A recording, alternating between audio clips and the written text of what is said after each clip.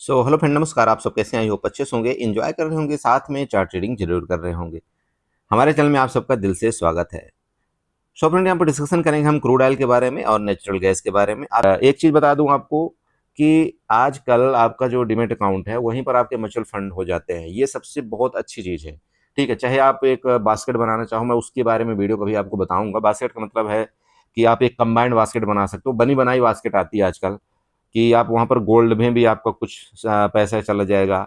इसके बाद आपको कुछ स्मॉल कैप फंड में चला जाएगा, कुछ आपके लार्ज कैप फंड में भी चला जाएगा। ऐसे कुछ करके बास्केट आपको बनाते हैं। तो गोल्ड में आपको मान लीजिए 20% जाएगा, बाकी यहाँ पर 40% जाएगा, बाकी 40%। इस तरह से आपका 100% हो गया। वो कुछ एक निश्चित अमाउंट आपसे लिया जाता है कि चलो 2000 आपका महीने वहाँ पर कटेगा, और वो ऑटोमेटिक आपके यहाँ पर डिडक्ट होता जाएगा, इनमें चला जाएगा। तो वो पोर्टफोलियो आप बना सकते हैं। ये जरूरी है, मंथली बचत करना बहुत ज़रूरी है। देखिए, आपको सिर्फ़ इसके भरोसे नहीं रहना कि नहीं, नहीं मैं इंट्राडे ट्रेड ही करूँ या ये करूँ। आप एक छोटा अमाउंट देखिए फ़िक्स करिए कि हाँ, मेरे को 1000 से 1500 रुपए या 2000 की एक एसआईपी करना है। और वो एसआईपी किसमें करना है?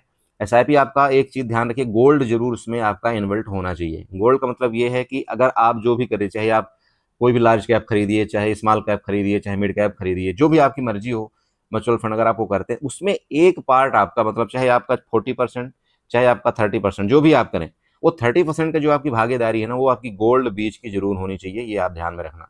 क्योंकि गोल्ड, मैंने एक चीज देखा है कि गोल्ड बीज अगर आप अभी से 2-3 महीना पहले खरीदे होते, जो कि मैं मेरा पोर्टफोलियो में आपको बताना चाहता हूँ, तो अभी के डेट में वो लगभग मेरे को 14% का रिटर्न दे रहा है, 14 से 15% का रिटर्न दे रहा है। और जबकि बाकी जो शेयर हैं वो माइनस भी चल रहे हैं, तो ये एटलीस्ट ये कवर कर रहा है। लेकिन अगर मैं सिर्फ और सिर्फ अपने शेयर में ही फोकस करता, तो कहीं ना कहीं देखिए वो फिर आपके पोर्टफोलियो में एक निगेटिव इंपैक्ट डालता है। फिर आपका परेशानी आती है। अभी एक किसी भाई ने मुझे मैसेज किया था, बोला सर मैं तो जो भी करता हूँ वो माइनस में ही जाता है। किसी ने बोला बोला शेयर में इन्वेस्टमेंट कर दो। अब मैंने सर शेयर में ही इन्वेस्टमेंट किया, वो भी माइनस जरा जा रहा है, तो क्या करो। देखिए, उस चीज के लिए ना बहुत तसल्ली रखनी पड़ती है। किसी भी, अगर आपने शेयर में इन्वेस्टमेंट किया है ना, तो आपने अभी गिरावट का दौर देखा ही नहीं। इसका मतलब गिरावट का दौर तो वो खतरनाक दौर होता है। मैं आपको यकीन दिलाऊं कि अगर आपका 100% आपने इन्वेस्टमेंट किया है ना, तो ये 100% आपका हो सकता है 40% भी रह जाए। बड़ा मुश्किल हो जाता है। ऐसे ऐसी गिरावट के मार्केट में क्राइसिस आते हैं, और वो आएंगे आने वाले दिनों में। अगर अभी नहीं आपको दिख रहा होगा तो वो आएंगे।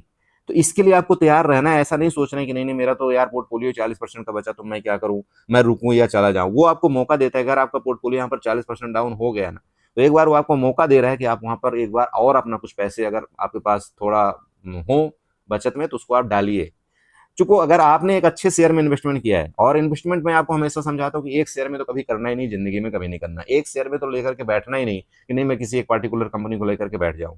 मैंने एक वीडियो बनाया था पिछले कई शायद महीने भर हो गया, आप उसको देखना कि आपको एक इन्वेस्टमेंट किस तरह से करना चाहिए, बिगिनर को इन्वेस्टमेंट किस तरह से करना चाहिए। तो अगर आप अपना डाइवर्सिफाई कर देते हो ना उस चीज को, तो आप यकीन करिए उसमें आपके क्या है, जल्दी डेंट नहीं लगता। और डेंट नहीं लगेगा चूंकि आपने उसको मल्टीपल डाइवर्सिफिकेशन किया हुआ है। तो ये कहानी है। अगर आप एक ही चीज में लेकर के बैठेंगे, नहीं मुझे तो इस पार्टिकुलर शेयर को ही बाई करके रखना है, इसको ही बाई करके रखना है, तो बड़ी कंपनी बहुत अच्छा काम कर रही है, तो कंपनी आपको बहुत बढ़िया पैसा दे रही है, तो ऐसा है, नहीं होता। देखो, आपने कई चीजें देखा होगा, मैं तो आज 12-15 साल से ही देख रहा हूँ। और मैंने कई बार ऐसा भी देखा है कि मेरे शेयर की वैल्यू जहां पर 500 रुपए हुआ करती थी, एक शेयर की वैल्यू आज के डेट में 20 रुपए चल रही। तो अब क्या कर सकते हैं। वो तो मुझे उस समय का पछतावा होता कि काश कि मैं अपने पैसे को डाइवर्सिफाई किया होता, तो मुझे ये दिन ना देखना पड़ता, है ना। वो ये रेट शेयर के ना देखने पड़ते, ये चीजें होती है। तो अभी तो सब जागृत हो चुके हैं, आपके पास तरह तरह की वीडियो मिल जाती है यूट्यूब में। आप उन चीजों को देखा करिए, थोड़ा सीखा करिए। और अपनी एक पोर्टफोलियो बहुत जरूरी है बनाना। पोर्टफोलियो का मतलब आप चाहे म्यूचुअल फंड की तरफ जाइए, चाहे आप शेयर की तरफ जाइए, जो आपको अच्छा लगे उसकी तरफ। एक पोर्टफोलियो, हर महीने एक छोटा सा अमाउंट आपके पोर्टफोलियो में डिपॉजिट होना बहुत जरूरी है, जिसको हम बचत के नाम से बोलते हैं। चाहे आप अपने पेमेंट का 5% करिए, चाहे आप 10% करिए, जो आपकी इच्छा हो। क्योंकि देखो, शेयर में आप जो इंट्राडे करते हैं उसमें कहीं ना कहीं आपको बाद में लॉस ही हो जाता है। आप बोलते बोले सर मेरा लॉस हो गया, एटलीस्ट आपका पोर्टफोलियो एक बना रहेगा, तो आपका वो तो रहेगा ना, सहारा रहेगा कि हाँ यार इतना मेरा बचा हुआ है। बहुत से लोग गलती क्या करते हैं, उनका पोर्टफोलियो बचा रहता है, उसके बाद वो क्या करते हैं, उस शेयर को बेच करके और इंट्राडे खेलना शुरू कर देते हैं। वो भी सबसे बड़ी बेकार चीज है। और ये इसको कौन प्रोत्साहन करता है? आपका वही व्यक्ति आपका प्रोत्साहन करेगा आपका पोर्टफोलियो तोड़ने के लिए, जिसको आपके कमीशन से मतलब है, जिसको आपके पैसे से मतलब है। समझ रहे हैं? मतलब उसको आप पैसा दो, वो फिर आपका पोर्टफोलियो तोड़वाएगा, वो फिर आपको लॉस करवाएगा, फिर आपके मल्टीपल क्वांटिटी बाई करवाएगा, आपका इंट्राडे में कॉल पुट में फिर वो आपका एवरेजिंग करवाएगा। वही व्यक्ति आपको पूरा कंगाल करता है।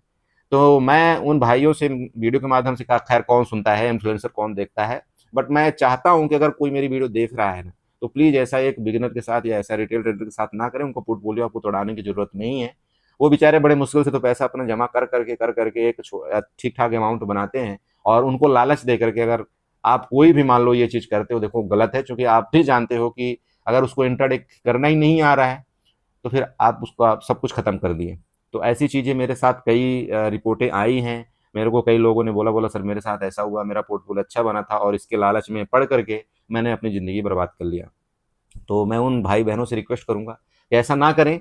देखिए, मैं कोशिश करता हूं आपको हर तरह से समझाने की, आपको नहीं आ रहा है समझ में कि मुझे क्या करना चाहिए। एक बार मैंने अपने नंबर भी आपको दे रखे हैं, आप एक बार कॉल करके मुझे से देखिए। मेरे से हर चीज़ तो पता नहीं है, बट मुझे जो पता है इस इंडस्ट्री के बारे में, चूंकि मैं पिछले इतने सालों से देख रहा हूँ, मैं आपको जरूर उतनी हेल्प करने की कोशिश करूंगा और आपको बताने की मैं कोशिश करूंगा कि आपको ये चीज़ नहीं करना चाहिए या चीज़ ऐसा करना चाहिए। ठीक है, चलिए तो फाइनली यहाँ पर स्टार्ट करेंगे क्रूड ऑयल से। मैं उम्मीद करता हूँ आप बोर नहीं हुए होंगे जो चीज़ें मैंने आपको बताया, और वो उसको ज़रूर आप अपने आप में इम्प्लीमेंटेशन करेंगे। तो क्रूड ऑयल और नेचुरल गैस, देखिए ये दोनों चीज़ आपके एमसीएक्स में ट्रेड करते हैं, ये आपको पता होना चाहिए। ठीक है, एमसीएक्स मतलब समझते हैं आप, आपका कमोडिटी सिंपल ले लीजिए। तो एमसीएक्स जो आपका कमोडिटी का ट्रेड होता है, सबसे पहले ये समझिए कि आपको सुबह 9 बजे से लेकर के आपका रात को 11:30 तक आपका ट्रेड चलता है। पहली चीज़ आपको ये समझना है। ठीक है, अब जब आपने ये समझ लिया तो आपको ये पता होना चाहिए कि एमसीएक्स में वैसे तो हर कई चीज़ें ट्रेड होती है आपकी। गोल्ड भी होता है, आपका सिल्वर भी होता है, नेचुरल गैस तो होता ही है, क्रूड ऑयल भी होता है, और भी कुछ चीज़ें आपके कमोडिटी में ट्रेड होती है। बट हम लोग जनरली किस में ट्रेड करते हैं, आपका नेचुरल गैस और क्रूड ऑयल में, और मैक्स टाइम आपको क्रूड गोल्ड में ट्रेड करते हैं। अभी गोल्ड का भी प्रचलन बहुत ज़्यादा हो चुका है, बहुत से लोग गोल्ड में भी ट्रेड करते हैं। ठीक है, बट आपका जो कैपिटल थोड़ा सा कम रिक्वायरमेंट के साथ क्या चलता है, आपका यहाँ पर क्रूड ऑयल चलता है और आपका नेचुरल गैस चलता है। ठीक है, नेचुरल गैस, इनमें क्या है कि आपको थोड़ा सा कैपिटल भी कम लगता है और आप यहाँ पर ठीक ठाक ट्रेड भी कर लेते हैं। क्रूड ऑयल का दो भाग होता है। ठीक है, दो भाग होता है, नेचुरल गैस का भी दो भाग होता है। दो भाग का मतलब सिंपल समझिए कि ये लोग क्या करते हैं, इसको मिनी में कन्वर्ट कर दिए। मिनी का मतलब ये कि अगर एक क्रूड ऑयल आपका जो मैन है वो 100 के लाट में होता है और मिनी आपका 10 के लाट में होता है।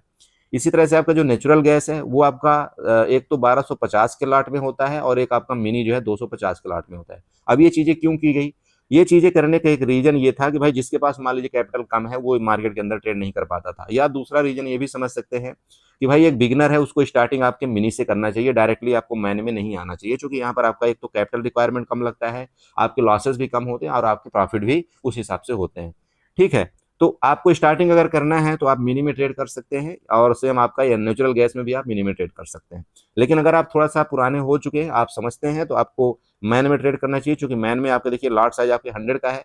अगर आप यहाँ पर 5 पॉइंट का भी आप यहाँ पर प्रॉफिट लेते हैं तो आपका सीधे सीधे 500 रुपये का यहाँ पर प्रॉफिट होता है। इसी तरह से आपका नेचुरल गैस में 1250 का लॉट साइज है, तो यहाँ पर भी अगर आप 1 पॉइंट भी प्रॉफिट लेते हैं तो आपको 1250 का यहाँ पर प्रॉफिट होगा, और आप उसमें मान लीजिए चार्जेस भी जोड़ दीजिए। ये इस तरह से कुछ आपका ये चलता है।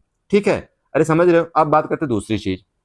देखो, इसमें एक अच्छी चीज ये है कि ये इतना ज्यादा ट्रैप आपका नहीं करता जितना आपका निफ्टी, बैंक निफ्टी वगैरह ये सब कुछ ट्रेड आपके ट्रैप करते हैं। क्यों नहीं करते, क्योंकि ये आपकी एक्सपायरी, एक तो आपकी एक्सपायरी होती है मंथली।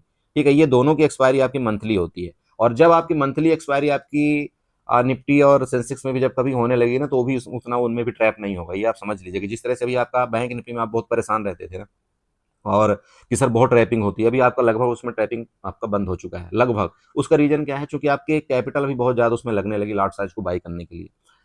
तो आने वाले दिनों में देखिए कुछ सब कुछ अगर आपका मंथली एक्सपायरी करेंगे तब भी कोई दिक्कत नहीं है, क्योंकि अगर आप सही चीज से नॉलेज आपको रहेगा, सही से आप ढले रहेंगे, तो वो चीज में आपको कोई इम्पैक्ट नहीं पड़ेगा। लेकिन गलत चीज गलत लोग आपको बताने के लिए तो कुछ भी देखिए बता सकते हैं, कुछ भी कर सकते हैं। बट मुझे ऐसा लगता है कि अगर मंथली एक्सपायरी भी हो जाए और एक ट्रेडर है जो सही से ट्रेड करता है, उसको कोई फर्क नहीं पड़ता है, वो अपना कहीं ना कहीं खर्चा पानी निकाल लेगा।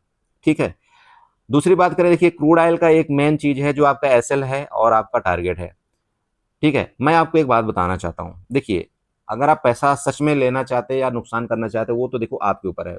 लालच अगर आप पैदा कहीं भी करोगे, आप पैसा नहीं कमा सकते। लेकिन अगर आपका पेट भरता है कि नहीं यार ठीक है, मेरे को यहाँ पर 1000 से 500 रुपए से या 2000 से जो भी मेरा को यहाँ पर मिल जाए तो बहुत है, तो देखो आपको कहीं मार्केट देने की जरूर कोशिश करती है। जैसे एसएल है, अभी आप क्रूड ऑयल में अगर एक बिगिनर मतलब नॉर्मल ट्रेडर हो, मान लीजिए यहाँ पर आपने 20,000 रुपए रखा हुआ है। ठीक है, कि उसमें क्रूड ऑयल की बात कर रहा हूँ। तो इस 20,000 से जब भी कभी आप ट्रेड करें मान लीजिए क्रूड ऑयल के अंदर, तो आपका यहाँ पर मैक्स आपका एक एसएल आपका 10 पॉइंट का होना चाहिए, और आपका इसी तरह से आप टारगेट की तरफ भी जाने की कोशिश करिए कि 10 से 15 पॉइंट का आपका यहाँ पर आपका एक टारगेट आप यहाँ पर निर्धारित करिए। कई लोग मुझे बोलते बोला सर मुझे एसएल तो ठीक है मैं ये है लेकिन टारगेट में क्या रखूं, 10 पॉइंट 15 पॉइंट। देखिए मैं आपको एक बात बताता हूँ, कभी भी आप अपने कैपिटल के आप जिम्मेदार हो, आप सेफ्टी उसकी रखना चाहते हो या आप ही हो, हमको बताने में क्या हर्ज है कि भाई आप यहाँ पर 30 पॉइंट का ही टारगेट रखना या यहाँ पर 50 पॉइंट का टारगेट, मुझे बोलने में क्या जाएगा, नहीं जाएगा ना कुछ भी। और आपको मैं ये बता दूं फालतू में कि भाई 10 पॉइंट का ही यहाँ पर आपको स्टॉप लॉस लेना चाहिए, मेरा क्या जा रहा है। और ये हो गया ठीक है, जब कभी कभार मिल ही जाएगा आपको 10 पॉइंट कैसे नहीं लेगा, आपको 30 पॉइंट यहाँ पर प्रॉफिट देगी, ये कभी कभार होगा, ठीक है, इसमें बोलने में कुछ नहीं जाता। लेकिन मैं आपको एक चीज यहाँ पर समझाना चाहता हूँ, देखिए आप कभी भी देख लेना कि अगर आपने यहाँ पर छोटे छोटे आपने प्रॉफिट बुक करना सीख लिया इस मार्केट के अंदर, ठीक है, छोटे छोटे का मतलब समझ रहे हो, 5 पॉइंट 10 पॉइंट, ठीक है, इससे बहुत है, इनफ है। अगर आपने ये छोटे छोटे पॉइंट कैप्चर करना सीख लिया ना इस मार्केट में, आप मैक्स टाइम आप प्रॉफिट में रहोगे।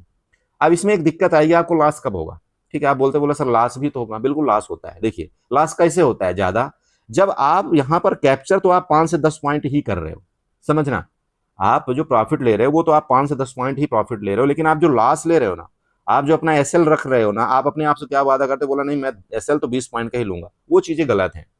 अगर देखिए यहाँ पर आप प्रॉफिट 5 पॉइंट का ले रहे हैं, तो अगर आपका 5 पॉइंट लॉस होता है तभी आप वहां पर एग्जिट मार दीजिए, कोई फर्क नहीं पड़ता, क्योंकि आपको फिर दूसरा ट्रेड मिल जाएगा। गलतियां यहीं पर लोगों से होती है कि उसको प्रॉफिट 1500 भी दिख रहा है, 2000 भी दिख रहा है, वो बुक नहीं करता, लेकिन जब उसका लॉस बड़ा होता जाता है बड़ा होता जाता है तो एवरेजिंग में आकर एवरेजिंग करता है। पता नहीं उसको क्यों ऐसा लगता है कि नहीं मार्केट यहाँ से रिटर्न करेगी, मार्केट, अरे रिटर्न करेगी तो रिटर्न होने दो ना भाई। जब रिटर्न करेगी दोबारा, जब सपोर्ट में आएगी या रेजिस्टेंस में जाएगी, तो हम दोबारा अपने सौदे को बाई कर लेंगे या सेल कर लेंगे। लेकिन फिर हाल के लिए अगर आप यहाँ पर 5 पॉइंट में निकल जाते तो आप खुद सोचो कि कुछ टाइम के लिए आपको शांति मिल जाती कि नहीं, मतलब माइंड कूल हो जाता कि नहीं हो जाता। और ना जाने की जरूरी थोड़ी है कि 5 ही पॉइंट गिरेगा, ना जाने वो 50 पॉइंट गिर जाएगा, तब तक में तो आपका एसएल गया, कैपिटल गया। आप बोलते हो बोला सर सब एसएल यहाँ पर 50 पॉइंट का देते हैं और आप यहाँ पर 10 पॉइंट का बोलते हो एसएल लेने के लिए, रीजन मैं समझाऊं आपको। अगर ये चीजें आप सच में जानना चाहते हो तो मैं आपको बताता हूँ, समझना थोड़ा सा। आप एक रिटेल ट्रेडर हो या बिगनर हो, मुझे पता है कि यहाँ पर एक बिगिनर या रिटेल ट्रेडर के पास कितनी कैपिटल होती है और वो कितने कैपिटल को ट्रेड करता है। मैं ये समझता हूँ कि मुश्किल से 15 से 20 हजार के जो ट्रेडर है ना, 15 से 20 हजार रुपए वाले, वो मैक्स ट्रेडर होते हैं, आप ये समझ सकते हैं। मैक्सिमम ट्रेडर वो इसी रेंज में ट्रेड करते हैं। अब आप एक बात बताओ, मैंने आपको ये बोल दिया, बोला यार एक काम करना 30 पॉइंट का आप यहाँ पर क्रूड ऑयल में एसएल रख लेना और आप यहाँ पर 40 पॉइंट का आप टारगेट रख लेना, मैंने चलो ये बोल दिया आपको, ठीक है ना, बोल दिया। अब क्या हुआ, मार्केट 100% जरूरी तो नहीं है ना कि आपका आपके डायरेक्शन में ही जाएगा, मार्केट में कुछ भी हो सकता है, ये आप भी जानते हो।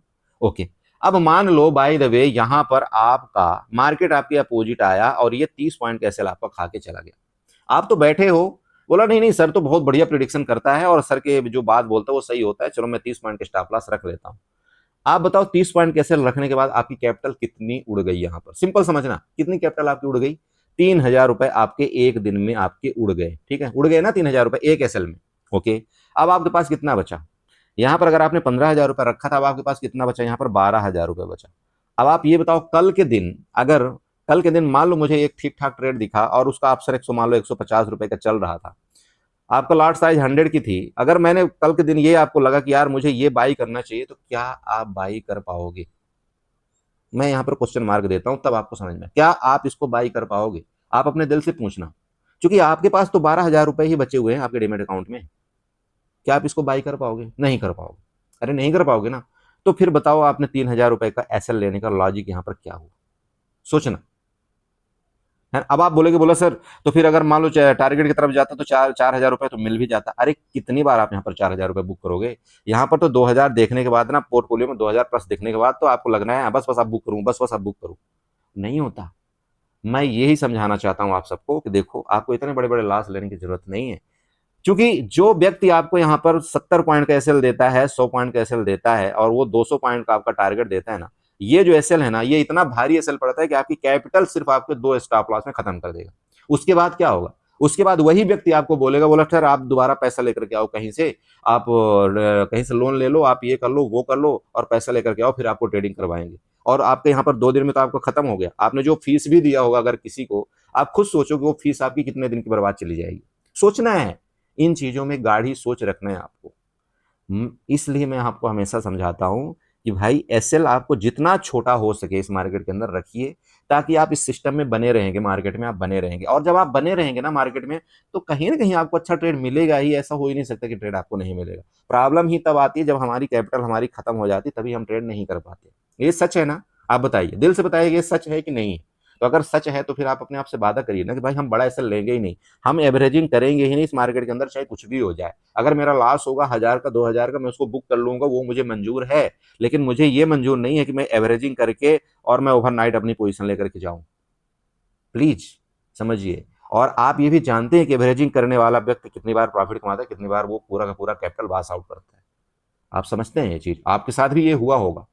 तो मत करिए गलतियां जो मार्केट ने गलती सिखाती है, आप सबके सामने सिखाती है मार्केट में गलतियां, लेकिन हम उस गलती को एक्सेप्ट करने में पता नहीं घबराते हैं, या तो हम उस चीज को भूल जाते हैं। तो मत करिए।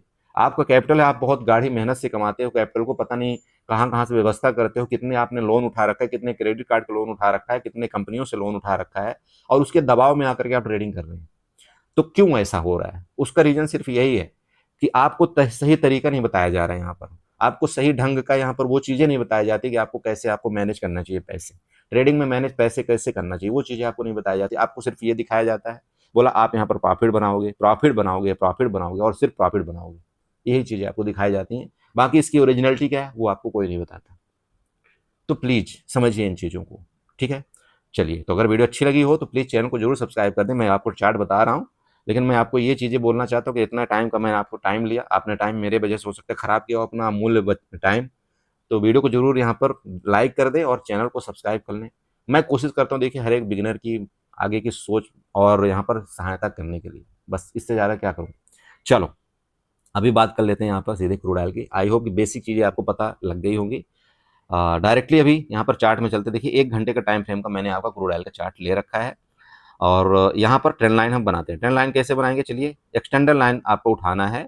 इधर से कहीं से आपको एक देखिए एक कुछ ट्रेंड लाइन आपको यहाँ पर अगर मैं बनाता हूँ तो ये आपको देखिए एक एज ए सपोर्ट बनेगा, बन रहा है ना? देखिए इस तरह से कुछ एक ट्रेंड लाइन का आपका बार बार इधर से आपका रेजिस्टेंस और सपोर्ट बना। चलिए ये रेजिस्टेंस था यहाँ पर, देखिए ये भी रेजिस्टेंस था, और अभी अभी लेटेस्ट टाइम में इस रेजिस्टेंस को इसने ब्रेकआउट करके और इसके ऊपर आपका सपोर्ट ले रखा है। आपकी क्लोजिंग यहाँ पर 5829 के आसपास आई हुई है ना? आप देख रहे हैं, ये सच है ना? चलिए ये ट्रेंड लाइन आप बना लीजिएगा। ओके, एक नीचे भी ट्रेंड लाइन हम बनाते हैं। ट्रेंड लाइन कैसे? यही सेम एक्सटेंडर लाइन उठाएंगे, इधर से एक एक्सटेंडर लाइन ऐसे कुछ करके हम ये वाली थोड़ी सी लाइन ऐसे इसको बना देंगे। अब ये क्या होगा, देखो ये ट्रेंड लाइन जो मैं बना करके दे रहा हूँ आपको, ये कहीं ना कहीं नीचे आपके जो टारगेट है और एसएल है वो आपका यहाँ पर काम करेगा और सपोर्ट जोन का काम करेगा। ठीक है, तो एक तो आपका ये वाला जोन बन गया आपका यहाँ पर मतलब सपोर्ट का, और दूसरा आपका ये वाला तो है ही है जहां भी आपकी लेटेस्ट टाइम में मार्केट है। ये दो चीजें आपको क्लियर हुई। चलिए अब बात करते हैं यहाँ पर इसी चीज को, चार्ट को थोड़ा सा ऐसे करके, और अभी एक चीज आपको दिख रहा होगा, क्या दिख रहा है बताइए? एक ट्रेंड लाइन और।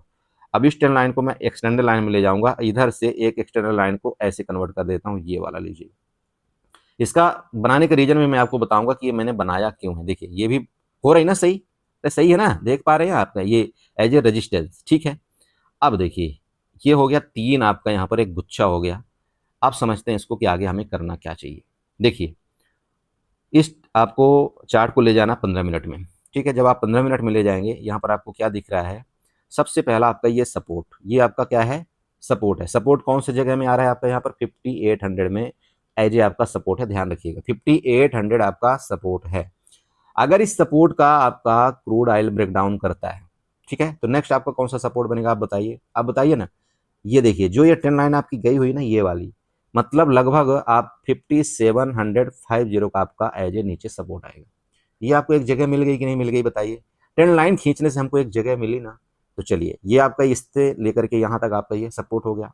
ओके, दूसरी बात, अगर मान लीजिए ये सपोर्ट हकीकत में लेता है, ये जो सपोर्ट आपका लिया हुआ है, चूंकि बाइंग अभी आपकी यहाँ से बाइंग आई है अच्छी खासी, ठीक है, तो अगर ये सपोर्ट लेता भी है तो ठीक है ना, हम देखेंगे फिर आपका नेक्स्ट अपने टॉप लेवल तक के लिए देखने की जाने की कोशिश करेंगे। लेकिन उससे पहले क्या हुआ है बताइए?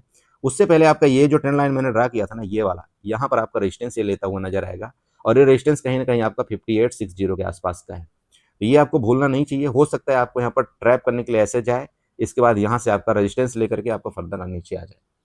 तो ये मैं ट्रेंड लाइन बनाने का आपको लॉजिक इसलिए समझा दिया कि आपको ये वाला जरूर बनाना चाहिए।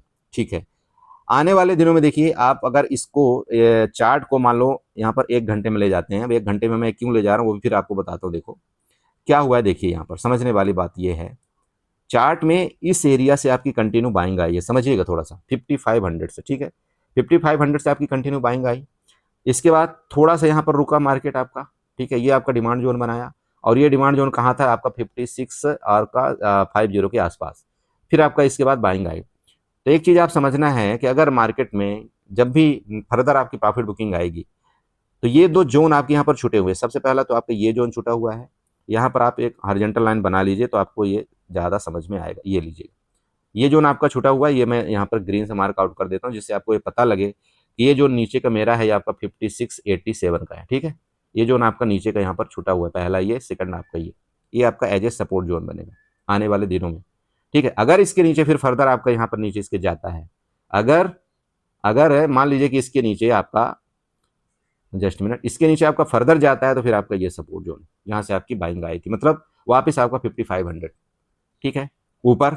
अगर ये कंटिन्यू ऊपर गया तो देखिए ऊपर जाने को बहुत जगह है इसके पास, क्रूड ऑयल के पास जाने को तो ऊपर बहुत जगह है, क्योंकि प्रीवियस आपको बहुत गिरावट भी किया था और उससे पहले आपने देखा होगा कि 6700 तक आपका यहाँ पर गया था ना।